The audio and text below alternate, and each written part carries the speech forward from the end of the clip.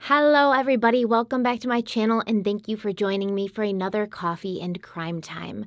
Today, we're talking about a case that's been highly requested for a long time. I was waiting until more information came out, till we kind of had enough to really run with, and because there are two young people involved in this, so I wanted to be careful. But we're going to talk today about a young woman who's been taken from this world far too soon, Tristyn Bailey. But before we dive in, let's have a word from the sponsor of today's video, Raycon. And I actually have my Raycons right here on my person. On my person. As always, I always have them on me because I use them constantly during the day, every day, and at night. Raycon is disrupting the electronics industry by designing premium wireless audio for half the price, without compromising quality. They are doing things differently than other brands out there, from the way they design their products to the way they price them, and they prioritize their customer experience from start to finish, which in my opinion is incredibly important.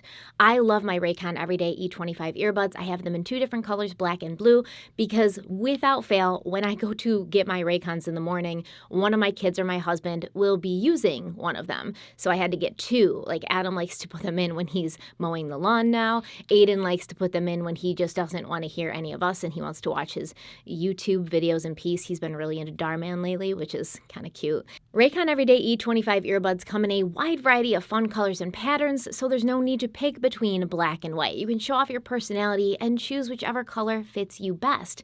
Best of all, they're super comfortable, and they come with a variety of fit options, so you can find the one that your ear likes the best. And once they're in your ear, they don't move. Let me show you. All right, pop them in. They go in super easy. Raycon, power on, connected. All right, so I'm going to give myself like a headache before they come out of my ears. Raycon was co-founded by Ray J, and celebrities like Snoop Dogg, Melissa Etheridge, Brandy, Mike Tyson, and Rich the Kid are obsessed with Raycon. So is a little-known YouTuber named Stephanie Harlowe.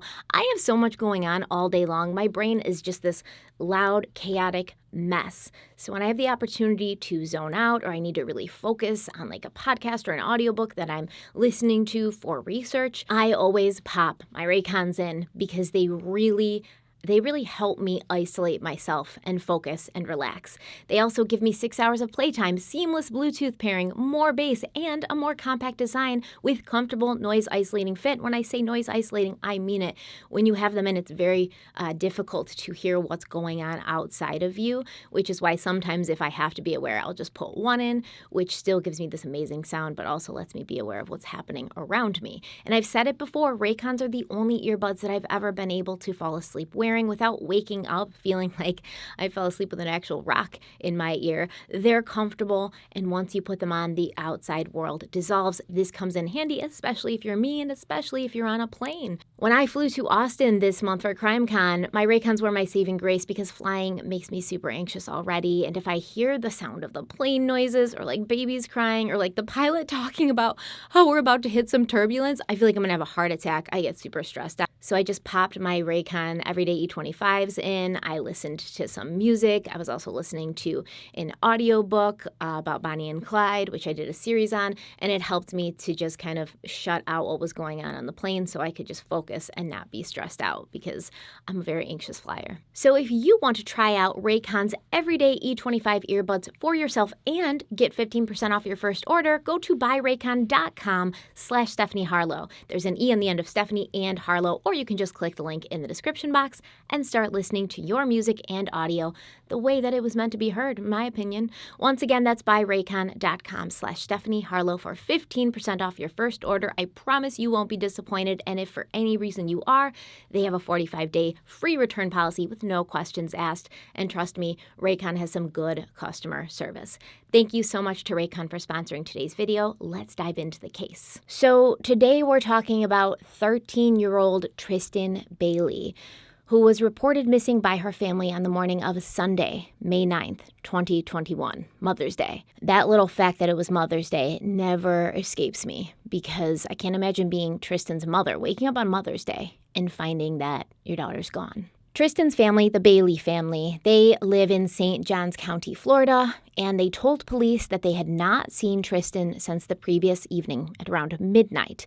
When they woke up on Sunday morning, Tristyn was not asleep in her bed and she was nowhere to be found. This kicked off a search for the teen that included law enforcement, the community. Many people were busy looking for this girl. And just before 5 p.m. on Sunday, a missing child alert was issued, but sadly, the search for Tristyn would be called off just over an hour later when her body was found around 6 p.m. in a wooded area at the south end of a retention pond east of the cul-de-sac on Saddlestone Drive. Saddlestone Drive is located in the highly sought-after Durbin Crossing neighborhood of St. Johns County. So this is a nice area with, pretty expensive homes, middle class to upper class kind of community. And this is where she was found. And it wasn't far from where she herself lived. Before I tell you what happened to Tristyn and who allegedly did this to her, I want to tell you about who Tristyn was. But I am obviously not the best person to do this. So I'm going to let those who knew Tristyn the best, her family and her friends and her community, tell you who she was. Her family and her loved ones have been incredibly strong throughout this whole ordeal. Unbelievably strong at some points. And after her death, they gathered hundreds of people together to participate in what was truly a celebration of Tristyn's life, where they attempted to focus on the positive and on moving forward with love in their hearts in the face of what is truly one of the most horrible things, devastatingly horrible things a family will ever go through.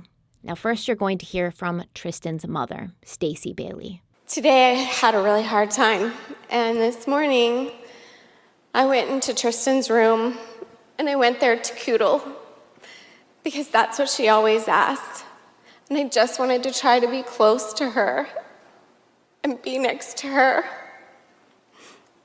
My heart is broken and it is devastated, but I made a promise to her today that I was going to keep her memory alive. I was going to make her name shine above all the evil that has happened and from the goodness that has poured out from her friends, our families, our community, and across the world. I make that promise that I will do something good in her name. For those of you that were blessed to personally know her, you know what an amazing and fiery personality she had, and you can attest that she was the kind of friend that you would like to have, and she always had your back.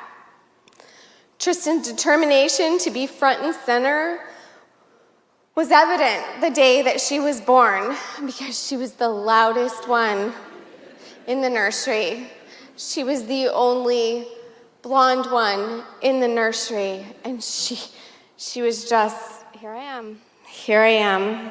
She had a drive in her soul to be the best and always give 100% to achieve her goals.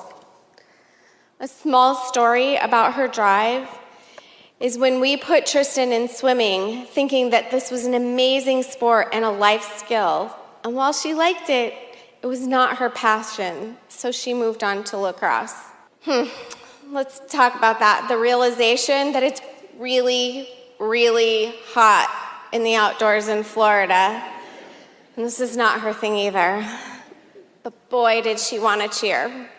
I personally could not bear the thought of going back into the cheer and dance world, as I knew the time and commitment that it took for me coaching cheer and her older siblings spending up to 6 hours a day at the cheer gym or the dance studios.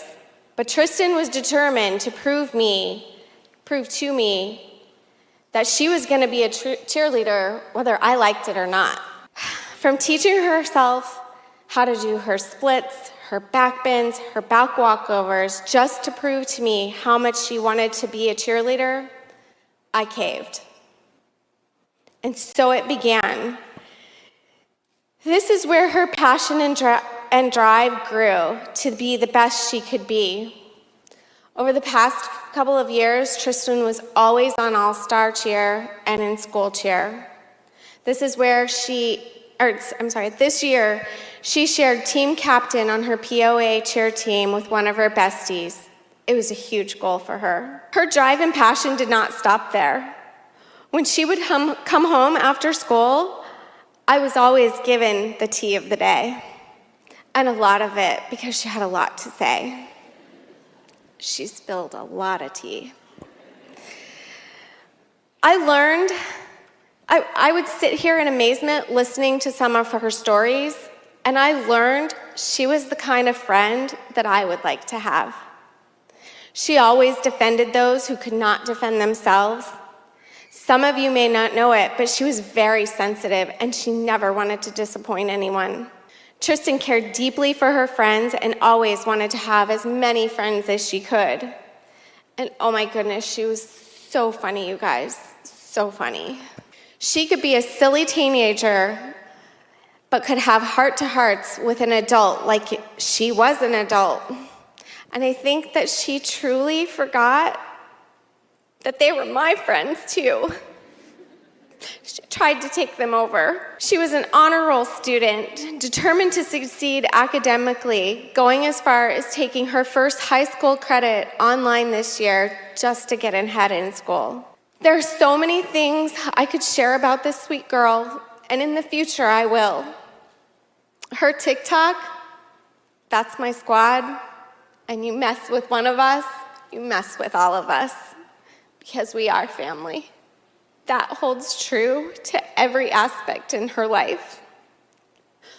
We are forever changed as a family, but we will always be the Bailey 7. Now, once again, I want you to keep in mind that this woman was talking about her daughter, Tristyn, her 13-year-old daughter, Tristyn, very shortly after she lost her daughter. And she obviously has emotions, and she obviously has moments where she, can't compose herself, which is, I think, the most understandable of anything. But her ending message, the ending message of all of Tristyn's family and loved ones, is positivity, moving forward, no hate, only love, because that's the way Tristyn would have wanted it. Next, you're going to hear a bit from Tristyn's father, Forrest Bailey, who is a very tall, very strong-looking gentleman. And if I were the person who did this to her, or any person who was defending the person who did this to her, I'd be a little worried about Mr. Forrest. But he seems to be a very nice, nonviolent man, so maybe that's just me. But if I was as tall and as big as he was, I'd be throwing my weight around that town and, kind of getting in the face of anybody who was defending the person who did this to her. And there's plenty of those, which is insane, and it blows my mind. So here's Tristyn's father, Forrest Bailey. It has been my most meaningful goal ever, and it's been the thing that has brought me the most joy in my life, and I am so proud of each and every one of my children and the blessings they are. Thank you all, and keep her with you.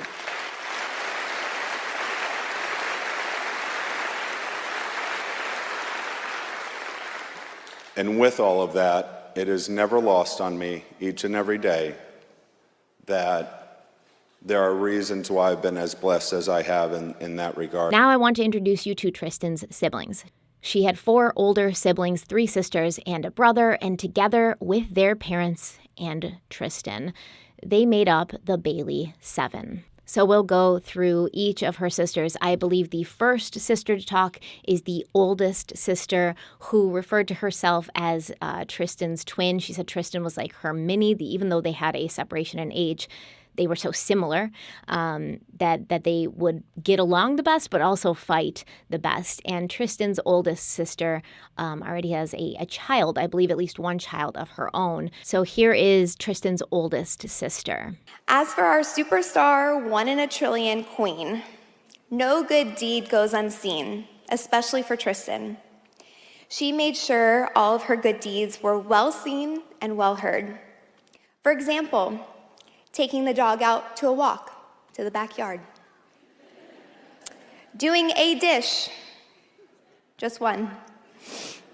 Or her favorite, changing a wet diaper, because we all know that child would not touch a dirty one. Tristyn always made her presence well known.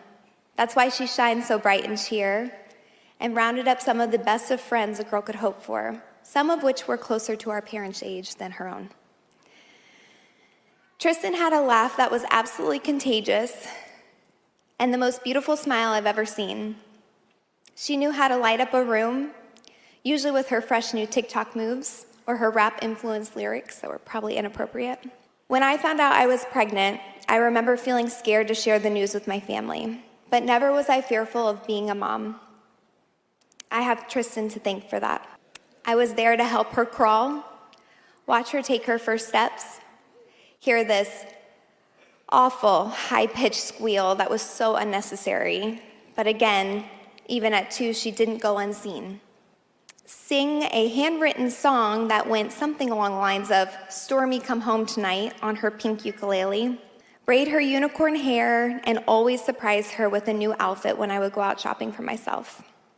My absolute favorite, though, was when I would ask out loud to anybody, "Do you want to?" And before I had even finished my sentence, the girl already had her shoes on, walking out the door, asking if we could stop at Starbucks on the way. She could care less where she was going as long as she had her double chocolate chip frappuccino, or her newest favorite, which was shocking to me, was an iced caramel coffee that came out black and she drank it. Shocked. Tristyn was my little Minnie. She was our family's baby, our idol, the one we deep down wish we could be like. Our similarities created some of the strongest memories and tightest bonds, but also some of the most catastrophic fights. I mean, we're talking about the two of us going at it with each other over the exact same thing, and usually it was a terrible attitude towards one another. But that was just it. We were so similar, we got over things the same way. We could always just start over, like our mom. The love was always evident and trumped all. Tristyn was one of the most confident, well-rounded, beautiful, smart, and kind-hearted humans I know. She could care less what the world thought of her. She loved herself some Tristyn. But even through all the hard that is to come, we are seeing the light. Just alone, the outcry has been more helpful in this grieving process. My family and I together have vowed to never let Tristyn's name be lost, especially to her little niece, who was robbed of having enough time with her aunt. I can't wait for the day when I get to see you again.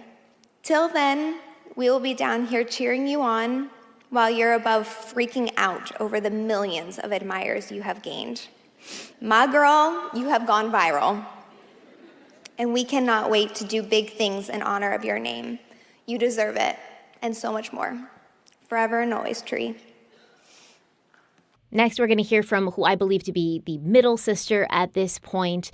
And after that, we're going to hear from Tristyn's youngest sister, who seems to be very young and really having a hard time with what's going on. And also, standing up in front of all of these people and talking about her sister who is dead. It had to have been incredibly difficult for her, but I think that she handled it with an amazing sense of grace. Yeah, every day as I would walk through the door, Tristyn would greet me and tell me exactly what she accomplished that day and what she needed help figuring out. Afterwards, we would cook dinner together, sit down to watch Grey's Anatomy, and awe over me. Then she would go to bed with me every night and would insist on coodling me. Not cuddling, coodling, you have to get the terminology right with Tristyn. When I tell you, I would wake up every single day with Tristyn sprawled out on top of me and her retainer in my hair a few too many times to remember. After a few weeks, my mom was calling me, begging for Tristyn to return home. Our own special memories were made just for the two of us. So today I leave you with this. When someone you love becomes a memory, the memories become treasures. Let Tristyn become your treasure. She also had a lot more confidence than I had, and many times I would force her to order my food at restaurants because there's no way I could do that. And there's even times where I would convince her to do the craziest of stuff, and it would mortify my mother. Tristyn and I had the ability to drive our parents up the wall with our never-ending bickering. One of these times is when my father would be away on business trips and we would fight over who got to sleep in the middle next to my mom. I never really cared. I just liked annoying her. She did, however, end up winning 95% of the time. Next, we will hear from Tristyn's brother, who had a lot of funny things to say. And, I've heard some comments of people saying, oh, why were they making jokes and stuff like that?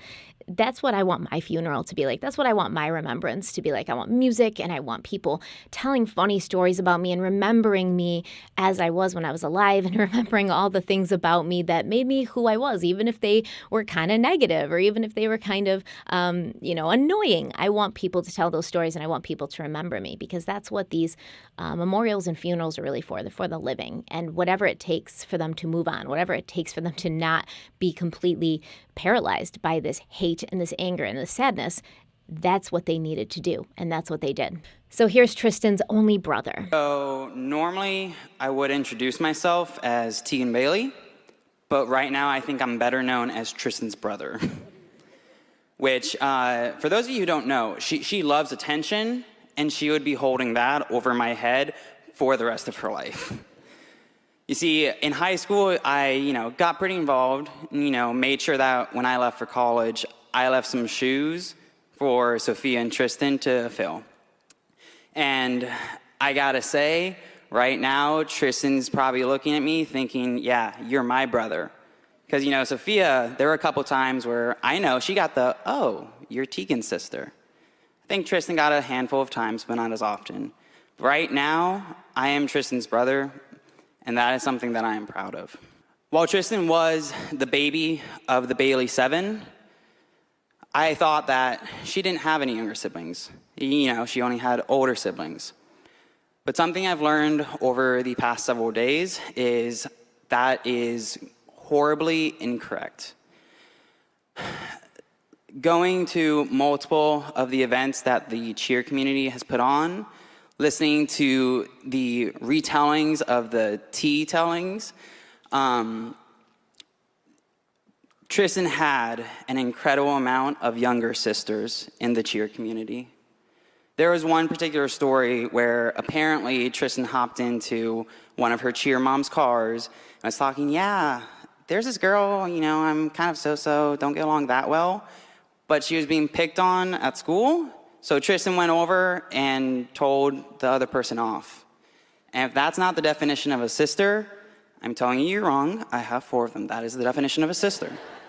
And lastly, because Tristyn impacted so many people outside of her family, we're going to hear from some of her family friends and the mothers of her friends. A lot of these mothers were cheer moms, like her own mother, Stacy. A lot of these friends were on the cheerleading team, and they just have the best things to say about her. Tristyn was more than a friend to my daughter. She was like a sister to all 3 of my kids, and like a daughter to me. In the car, at our house, out to dinner, maybe even driving to 3 different Targets in one day, it just felt like she was part of our family too. She actually took after her entire family.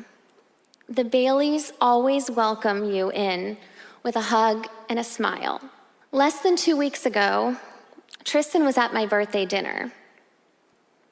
She was so proud of her new blinged out UCA champion jacket, which is actually right here. Her 2 friends were cold in the restaurant. They were in cheer clothes, and she had a jacket. So of course she did what any good friend would do.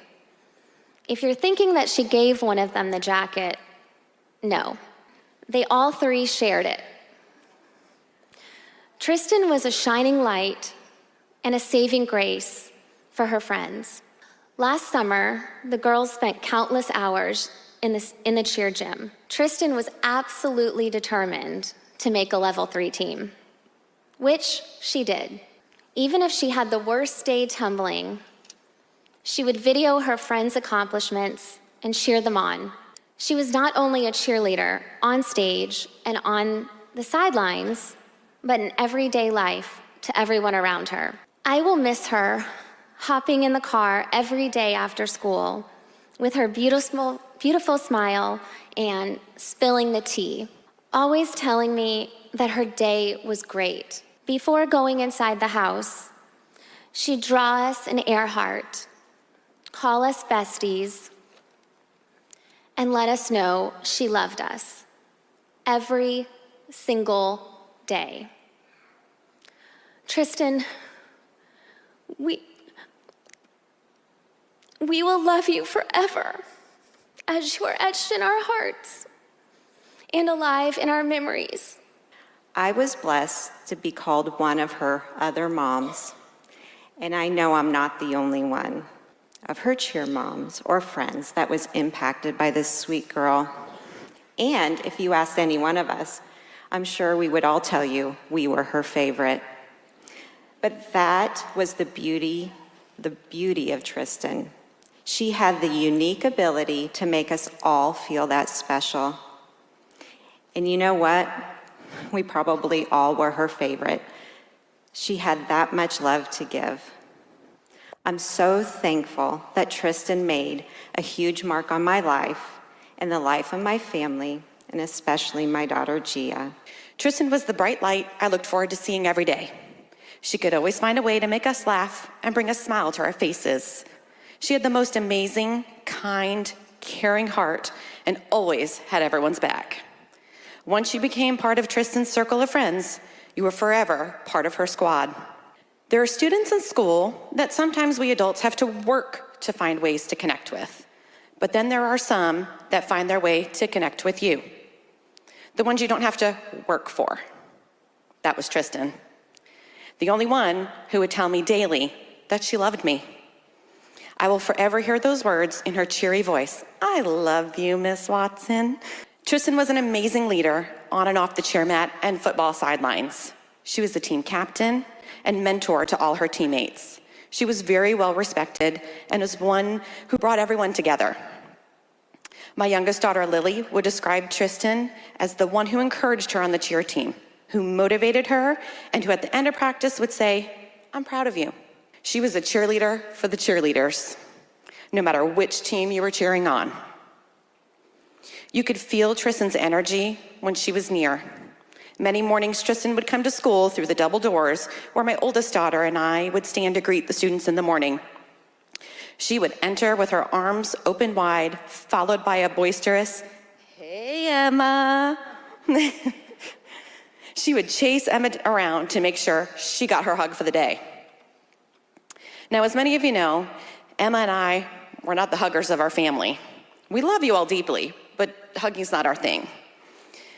Although Tristyn knew this, she could always twist an awkward moment into fun. She just seemed to know when you needed that hug, and then made it a regular thing. When I think of Tristyn, I think of the quote from Winnie the Pooh. How lucky I am to have something that makes saying goodbye so hard. I hope you feel surrounded today by all the love in this room. I too have a Winnie the Pooh quote, and I will wrap it up with that. If there ever comes a day when we can't be together, keep me in your heart, and I will stay there forever. And I wanted to play you all of these clips because so often in these cases, I think we forget about the victim, because they are gone and the person left behind is the perpetrator. So we spend a lot of time focusing on the perpetrator. And I wanted us to really spend some time with Tristyn, who is the one who matters in this situation. Now that we have a better understanding of who Tristyn was and the hole that she left behind in the lives and the hearts of so many, let's talk about how this happened. Once Tristyn's body was found on Sunday, investigators sprang into action, and they began looking for clues and evidence to give them some indication of who could have done this to the bright and cheerful 13-year-old girl. So police began combing the area. They went door to door in the community, in the area where she was found and the communities outside of that to ask if anyone had tips or if they'd seen anything. And they also collected surveillance footage from the neighborhood. And it was in this footage collected that the sheriff's office found their first clue. At around 1:14 a.m., Tristyn Bailey can be seen by herself in the area around the Durbin Amenity Center in the Durbin Crossings area. Now, there's so much still being withheld from the public by the police, most likely because of the ages of both the victim and the perpetrator. So we don't really know what she was doing. It just says she was seen around the Durbin Amenity Center. So we don't know if she was walking, if she was hanging out there, what exactly she was doing, but we know she was there at around 1:14 a.m. And as you can see from this Google Earth screen grab, this is the area her body would later be found in, off the cul-de-sac of Saddlestone Drive, and here is the Durbin Amenity Center, just a little over a mile away. At 1:45 a.m., surveillance captured Tristyn walking with another individual who was wearing shorts, a light-colored hoodie, and white shoes with black Nike logos on them. Tristyn herself in this footage was wearing a black shirt and black pants, even though it was initially reported in her missing persons posters, I believe, that she was wearing her cheer uniform that night. That was not the case. This footage was captured from a home on Saddlestone Drive, and Tristyn and her companion were walking in the direction of the wooded area where she would later be found, brutally murdered. Almost 2 hours later, at 3:27 a.m., only one figure is spotted on surveillance, walking away from the wooded area back down Saddlestone, carrying a pair of shoes. And this person is not Tristyn Bailey. The discovery of this footage led authorities to the home of 14-year-old Aiden Vucci. Aiden Vucci lived just 0.3 miles away from that wooded area where Tristyn was found. Initially, police just brought Vucci in for questioning, but while he was waiting in the backseat of a police car uncuffed, Aiden Vucci decided it was a great time to snap this picture of himself. You can see that he's flashing a peace sign, and the caption says, "Hey guys, has anyone seen Tristyn lately?"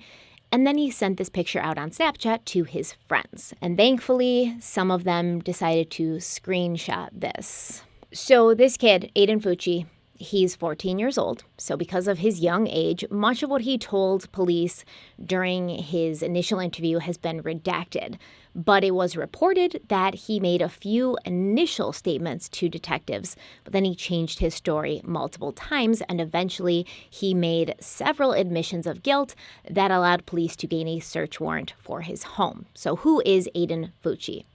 Aiden Vucci is, or was, because I don't think he's going to be going back to school, he was an 8th grader at Patriot Oaks Academy in St. Augustine. This was the very same school where Tristyn Bailey was also enrolled as a 7th grader. Classmates told First Coast News that the two teens, Tristyn and Aiden, were friends, but they weren't dating, they weren't romantically involved in any way. Aiden initially told police that he and Tristyn had both been at the home of a mutual friend that night, but when they'd left the house, they'd gotten into an argument, at which point he pushed her to the ground and she hit her head. Now, I want to be clear, when I say this was simply one of the stories Aiden told police, for some reason this story has made it to the media. I don't think it's true, because it wasn't made clear what the argument was about. It wasn't made clear whose home they were at, how they got there, why they were there. But as we'll soon find out, Tristyn Bailey was the victim of far more than a bump to the head, which makes me believe that this just wasn't true. It was just one of the many stories that he told that he later changed. During a later press conference, the Florida 7th Circuit State's Attorney R.J. Laritza described a crime of extreme brutality. Tristyn had been stabbed 114 times, and 49 of these wounds had been defensive wounds to her arms, her hands, and her head, meaning that as she was being stabbed multiple times, this poor 13-year-old girl was holding up her hands and her arms trying to protect herself from her attacker, aka Aiden Vucci. R.J. Laritza said, quote, "She was fighting for her life. To say it was horrific could arguably be made as an understatement," end quote. Tristyn was found fully dressed, but law enforcement has not yet revealed whether there were signs of sexual assault.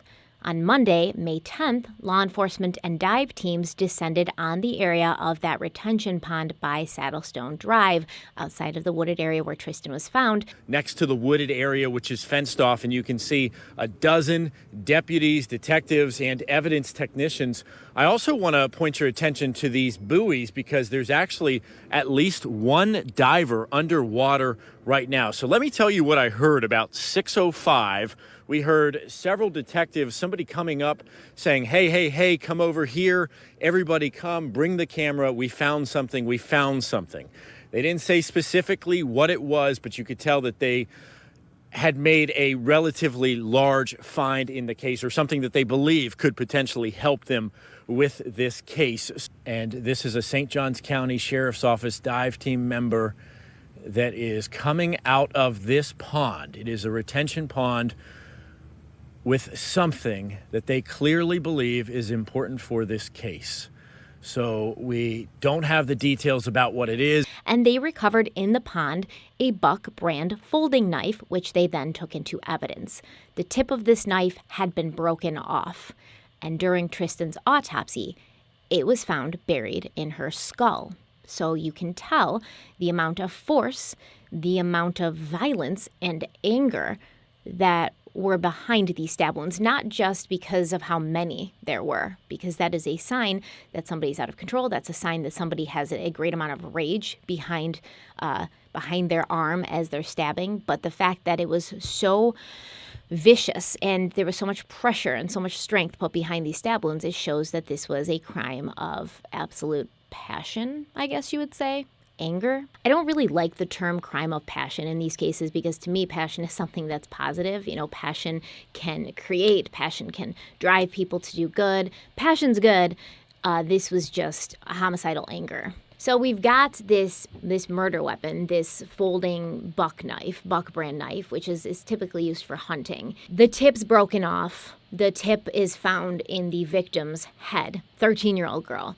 And Aiden Vucci's arrest warrant stated that 2 witnesses / friends of Aiden Vucci's told police that the knife was identical to one that he was known to carry. And there was also talk about why would, the weapon get thrown into the pond. This is obviously because the person, Aiden Vucci, didn't want the weapon to be found. But there was also an individual, a lawyer, I believe, who was not affiliated with the case but was giving his opinion on it. And he said the person who threw it in, the perpetrator, is hoping that this helps get off DNA or even helps remove fingerprints and things like that. And I think there's going to be a lot of discussion in this case of whether or not it was premeditated. To me, in my opinion, getting rid of the murder weapon after you've committed the murder is a sign of premeditation, a sign of not wanting to get caught. Because if I've killed somebody in a crime of passion or crime of anger or, just like off the bat, I didn't think about this, I didn't plan it out. Afterwards, I'm maybe like, oh no, I feel terrible. I did something really bad. Like, I need to be held accountable for this if I'm a normal, decent human being. This same day that the knife was found, Aiden Vucci was arrested on charges of second-degree murder, which the community vehemently protested, feeling that the charge should be first-degree premeditated murder. But St. Johns County Sheriff Rob Hardwick assured the public that this was an evolving case, an evolving investigation, and new charges could be added or upgraded as they found out more. He said, quote, "This was clearly not an accident. We have a dead 13-year-old and a 14-year-old charged with it." End quote. Aiden Vucci was originally booked into the St. Johns County Jail before being transported to the Volusia County Regional Detention Center for Juveniles, where he appeared in front of a judge for the first time on Tuesday morning. Now, Aiden Vucci lived in the Durbin Crossing neighborhood with his mother, Crystal Smith, and her partner. Crystal and Aiden's father, Jason Vucci, are no longer together, but they both appeared on this Zoom call. Crystal was very emotional. She was crying. Jason appeared emotionless. Because these two people were now under the spotlight along with their son, details began to emerge about them and their pasts. And it was discovered that Jason Vucci had been found guilty of child abuse, injury, and neglect in 2004, and he had been sentenced to a year in prison. He was also arrested for engaging in sexual activity with a 15-year-old girl at his home in October of 2003. Now, Jason Vucci was found guilty of this charge as well, but he only got 2 years of probation because, say it with me now, Our justice system is broken. A 15-year-old girl gets sexually assaulted by a grown-ass man, and he gets 2 years of probation. So now this 15-year-old girl has to be afraid that her attacker is just strolling around out there. But Jason Vucci couldn't even feel grateful for his light sentence as he went on to violate his probation, at which time he was put behind bars for 14 months, which should have probably been the first decision, but what do I know? I'm just a person sitting here talking about true crime. In 2016, Jason Vucci got into a fight at a gas station while his son Aiden was reportedly present, and he was booked for battery. As far as Crystal Smith goes, we'll talk about her in a moment. Trust me. The judge ordered that Aiden should be held in the juvenile detention center for 21 days while the state's attorney decided whether or not to charge him as an adult. During his initial detention hearing, Aiden Vucci had tears in his eyes as he listened to the judge formally charge him with second-degree murder, but there is zero pity inside of me for him because I believe he was crying because he got caught. Not because he regretted what he had done or felt bad for what he had done in any way. He simply just was feeling bad that he got caught. I do find that there is probable cause to believe that the offense occurred.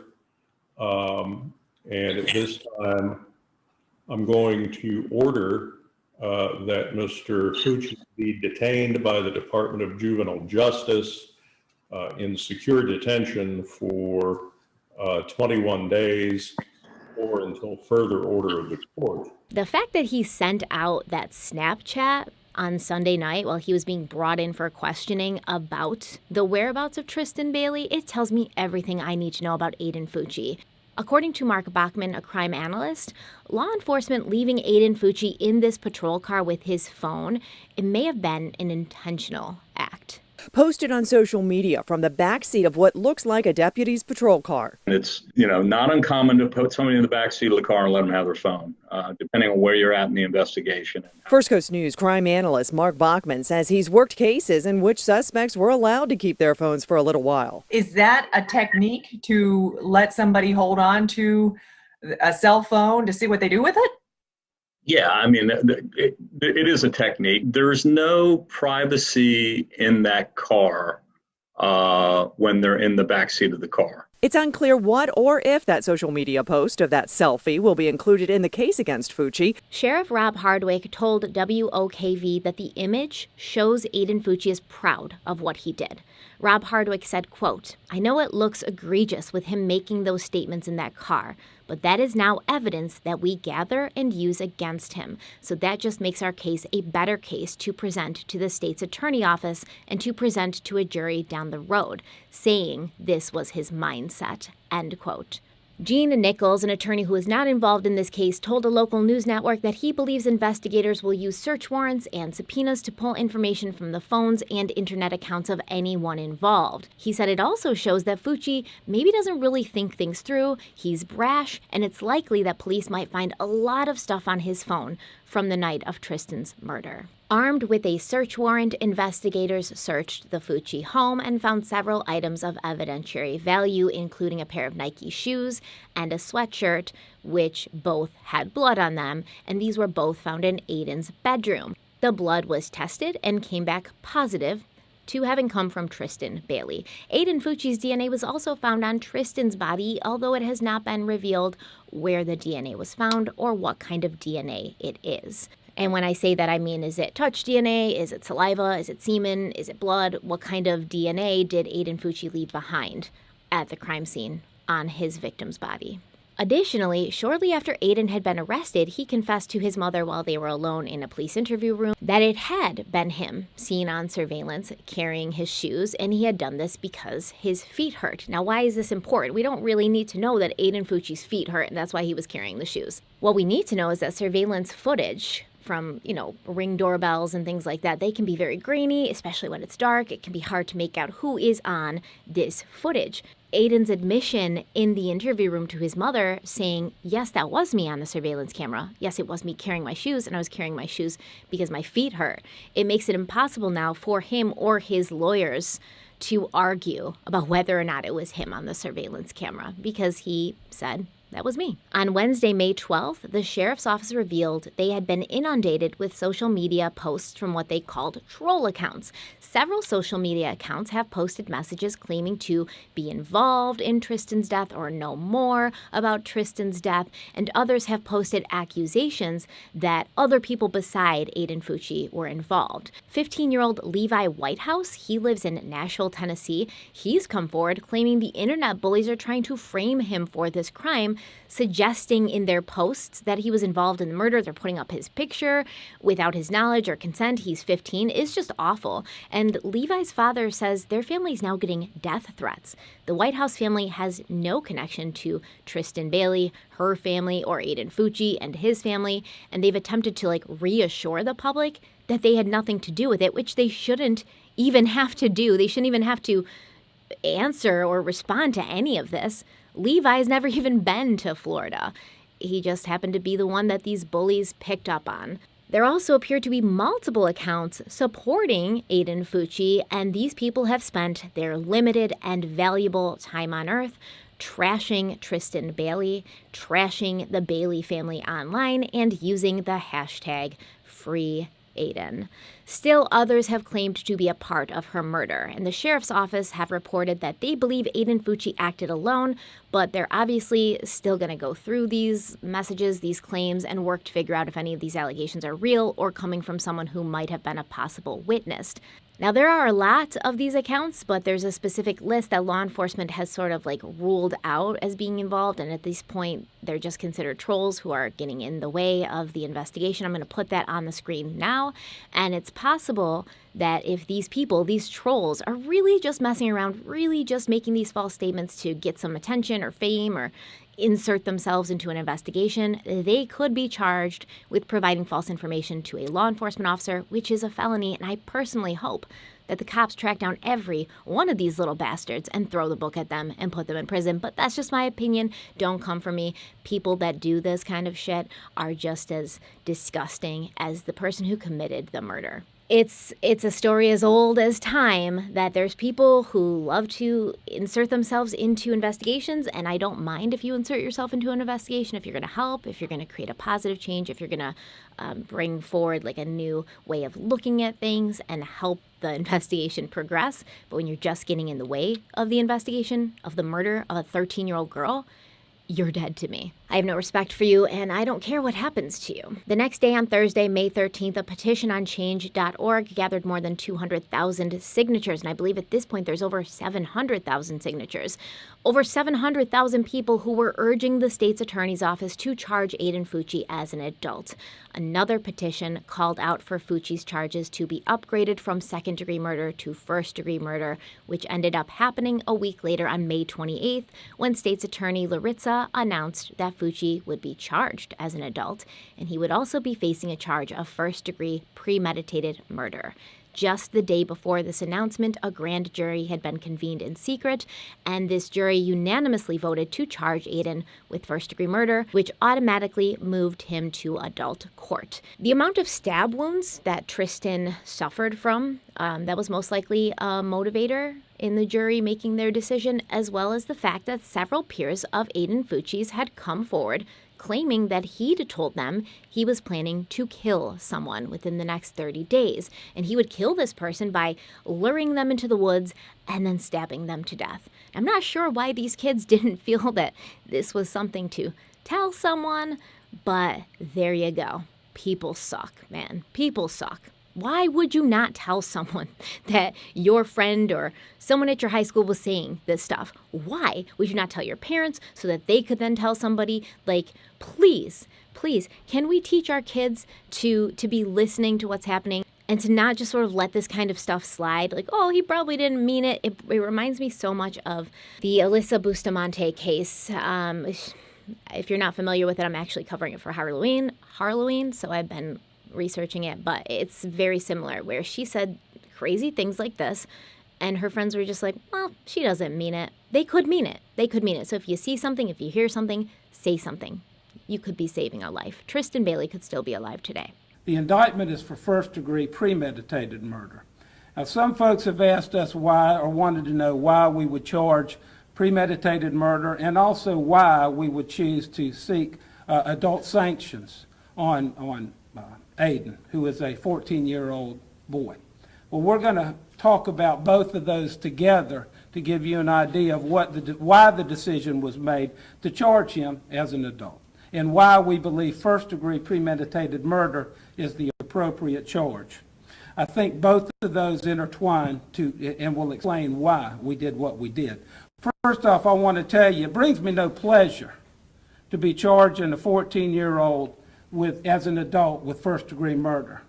But I can tell you also that the executive team and I reviewed all the facts, all the circumstances, the applicable law, and it was not a difficult decision to make that he should be charged as an adult. It's a sad decision and a sad state of affairs, but it was clear to us after we looked at what happened that it was not only appropriate to charge the defendant as an adult, but it was really the only choice that we could make. The medical examiner completed an autopsy on our victim and identified confidently that there were 114 stab wounds. 114. At least 49 of those stab wounds were to the hands, arms, and the head, and were defensive in nature.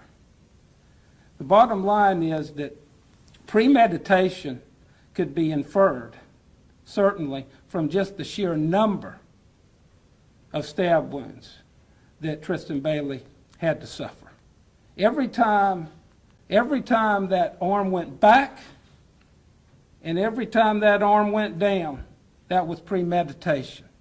And it happened, if you times 114 by 2, that's 228.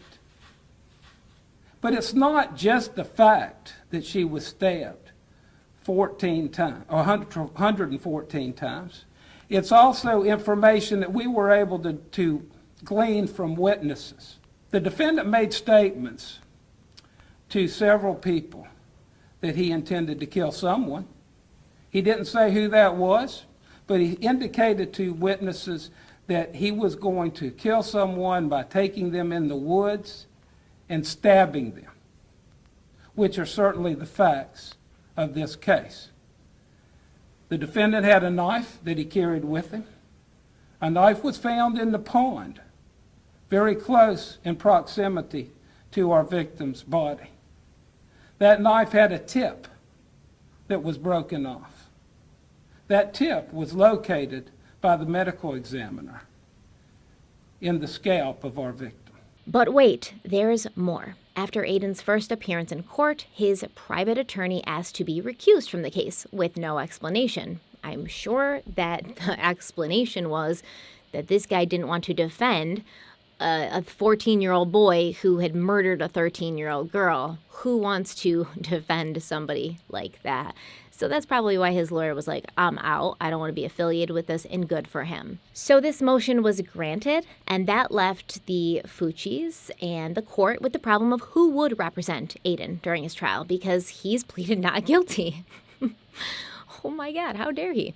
I know it sounds hard to believe, but Aiden Vucci has pleaded not guilty. Now, Aiden's parents, Crystal and Jason, applied for indigency status on Friday, May 14th, and that just basically means that they can't pay for a lawyer. So they want the state to pay for a lawyer for them.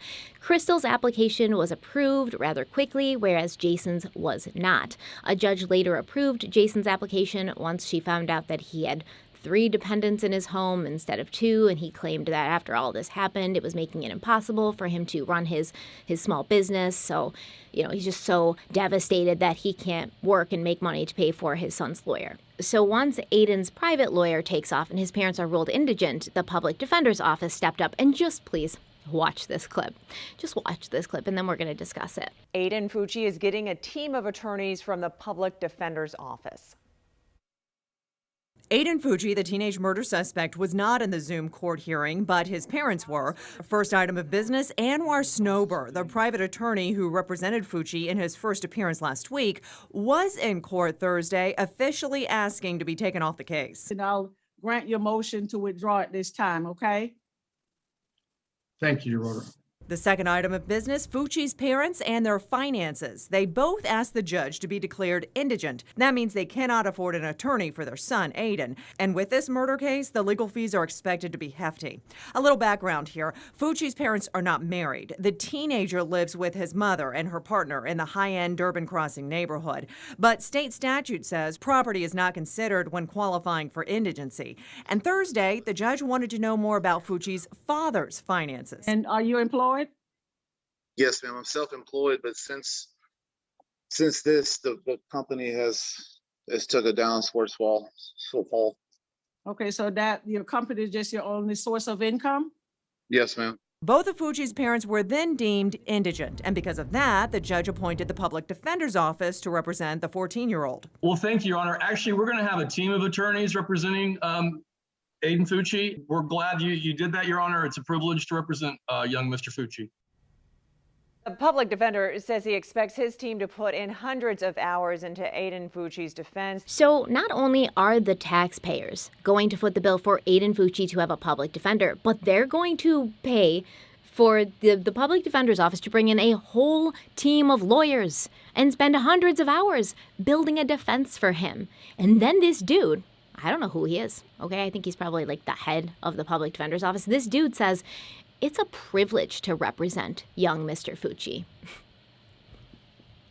Like, listen, I get it. This is your job. You have to do it. You know, you have to represent these people who have nobody to represent them. Aiden has to be represented by someone. But a whole team of lawyers to do what? To pull some fancy lawyer shit and get this kid off when he's clearly guilty? Just my opinion, don't come for me. And could this guy have hidden his excitement and enthusiasm a little bit until, like, at least he was off camera? A family's lost their child.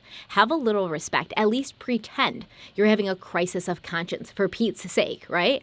At least pretend like this might be difficult for you. It's just gross. Obviously, I think the public defender's office is just like drooling over the publicity that this is going to bring them. I don't understand why else they would be privileged and so excited to represent Aiden Vucci, but it's gross, okay? So after Aiden Vucci was informed by a judge of his new charges, first-degree murder, being charged as an adult, he was transferred to the Duval County Jail since St. John's didn't have a juvenile wing. But as far as I'm concerned, Aiden Vucci wanted to act like a grown-ass man and take an innocent person's life, so let's throw him in a cage made for grown-ass murdering men with other grown-ass murdering men. Let's do that. Let's not try to protect this kid at this point. Let him see what he's going to become. Let him see what his actions have caused. And, you know, obviously, I'm not saying I want him to get hurt or, like, beat up by these guys, but I mean, come on, maybe like a little, maybe a little beat up, just a little. But wait, there's more. On June 5th, Aiden's mother, Crystal Smith, was arrested. She's been accused of tampering with evidence in her son's case. According to the arrest affidavit, authorities obtained surveillance footage from within her home that showed Crystal going into Aiden's bedroom after he was taken in for questioning on Sunday evening. She's then seen getting a pair of jeans and washing them in the bathroom sink before stowing the jeans in her room. And then after, I believe, a couple of hours, she put them back in Aiden's room. This document also says that Crystal Smith can be seen on video in the house with another person. They were inspecting the jeans several times after washing them before Crystal put them back in Aiden's room. Now, what I believe happened here is Aiden and his parents were at the police station when he was getting questioned, and they were left alone with their son in the room. But everything's still being recorded and listened to, right? There's no privacy at a police station. Everyone pretty much should know that. So they're in the room with him, and it's reported that his mother and father asked him if there would be anything on his clothes from the night of Tristyn's murder, anything that might cause a problem for him. And Aiden replied, "I think so. Why?" At which point, Crystal Smith looked at Jason Vucci and whispered, "Blood." I personally think that this is unforgivable and disgusting, but forensic psychologist Justin D'Arenzio disagrees, as he told a Jacksonville news outlet, quote, "Typically, the default mode for parents is reflexive, and it is typical to protect their children, but after more thought, often it's really a question of family loyalty versus tough love," end quote. So, I have a question for all of you. Would you do what Crystal did? If you knew your son or daughter had murdered another child in cold blood, would you attempt to tamper with the evidence so that he or she didn't have to face consequences for this? It's okay to be honest. I won't judge you, and I genuinely want to know. My personal opinion is that I would never do this. I understand wanting to protect your child, but I also understand that nothing would ever be the same after this. With this knowledge in my head, I would never be able to look at my child in the same way, and I would constantly be worried that they would hurt someone again, and it would be my fault. The jeans were taken into evidence and processed, and Tristyn's blood was found on them. Her blood was also found in the bathroom sink that Crystal had washed the jeans in. So Crystal's over here washing Tristyn's blood out of Aiden's jeans. Another person who had been in the home with Crystal told police that Crystal had shown them a damp pair of jeans and asked if they could see anything on them. And then Crystal was like, I was trying to wash out blood on these jeans. Like, I didn't want the police to see the blood on the jeans. And this person was like, well, you shouldn't do that. Like, it's illegal. And Crystal was like, whatever, I'm gonna do it. I already did it. After being arrested, Crystal posted her bail, which was $25,000, and was released within 90 minutes. So here's my thing. You, Crystal Smith, you live in a neighborhood where the average cost of a home is over $150,000. And you live in one of these nice houses in this upscale neighborhood where the median family income is $117,000. You were able to post bail for yourself. I know it was probably only, just under $3,000 because you only have to put up 10%, but you're too broke to pay for a lawyer for your son. So now the taxpayers, including the Bailey family, who are taxpayers in this area, have to pay for a team of public defenders to spend hundreds of hours trying to prove Aiden Vucci's innocence or to try to convince us all that he's mentally unstable, even though he's never been seen for any mental instability. He's never been on medication. He's never seen a therapist. His doctor has never suggested that there might be something going on there. So make that make sense. Do the math for me. Show your work. How is this right in any way, shape, or form? You get yourself arrested for tampering with evidence. You are able to pay your own bond, but you have to cry to a judge about how you can't afford to pay for a lawyer for your son. And then the public defender's office comes in and is like, we're pulling out all the stops. This is going to cost the taxpayers a lot of money. And honestly, I don't see a world where Aiden Vucci doesn't get charged with first-degree murder, because his comments to his friends show that it was premeditated. And I think that during the trial, we're going to find out a lot about what his motive was. I think that probably, like so many other young psychopaths, he just wanted to kill someone and see what it was like. And yeah, we can say, oh, he had a hard life. We don't know that for a fact. Like, just because his father had some issues, just because his father went through some stuff and did some bad things, it doesn't mean that Aiden Vucci had a hard life. It doesn't mean he wasn't taken care of. It doesn't mean he wasn't loved or valued or built up. We don't know any of that. But I will go back to my old default when I say lots of 14-year-old kids have a hard life. Lots of 14-year-old kids have a harder life than Aiden Vucci, who lived in a nice neighborhood and went to a private school, who was wearing Nikes on his feet, who had a mother and a father who clearly were in some capacity both still in his life. As far as we know, he's never been beaten. As far as we know, he's never been emotionally, physically, or mentally abused. So lots of other kids have it way worse. They don't do this. So that's not an excuse for me. And I hope it's not for you. So that's it. There's no new updates, but there will be. I'm sure he will go on trial, especially with his team of public defenders and the hundreds of hours they're going to spend on this. They're not going to let this not go to trial. They're going to want their hard work and taxpayer money to be well spent. So I'll keep an eye on this case. And if there's any updates that you guys see, send them to me. I would really appreciate it. But that is going to be it for now. I will leave you off with something that, when I watched this celebration of Tristyn's life, I was sobbing like a baby the whole time. So I want to leave you off with something that really just broke the dam for me when it happened at the very end of the press conference, because I was, not the press conference, I guess the celebration of her life, but I was trying to hold back like my sobs. A couple escaped, but I was trying to not do that really, really ugly cry that kind of comes from inside and you're just like sobbing. And when they did this, it broke me, and I couldn't hold it back anymore. I want to bring the rest of the Bailey 7 up here because we need you to find the bottom of your lungs, because on 3, we're looking for a Tristyn Bailey strong. So with everything you got, 1, 2, 3.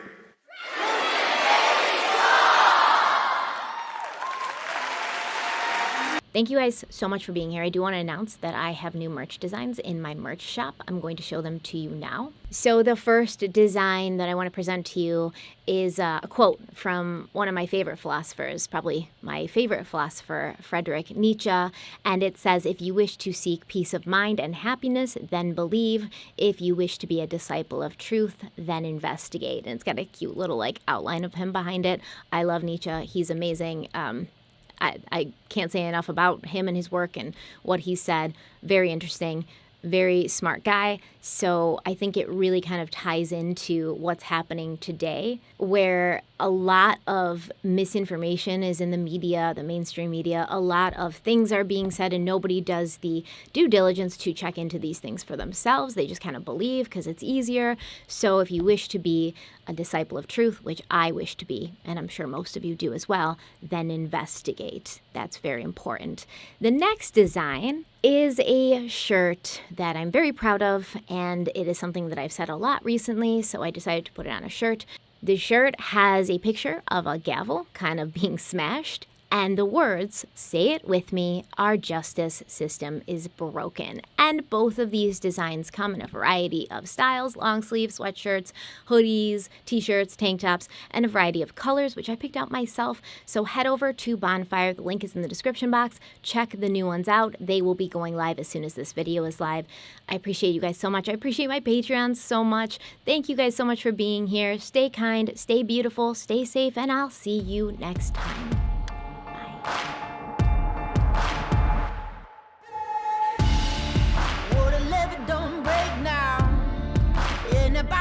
Straight down, and that river runs deep. The mountains get steep, and the voices getting too loud. All these feelings I've buried, it's looking like a cemetery. They're coming back from the grave, calling out my name. Better say a Hail Mary. Well, you don't know how deep it goes until it's getting you slowly. And so you got to let it go. I got blood.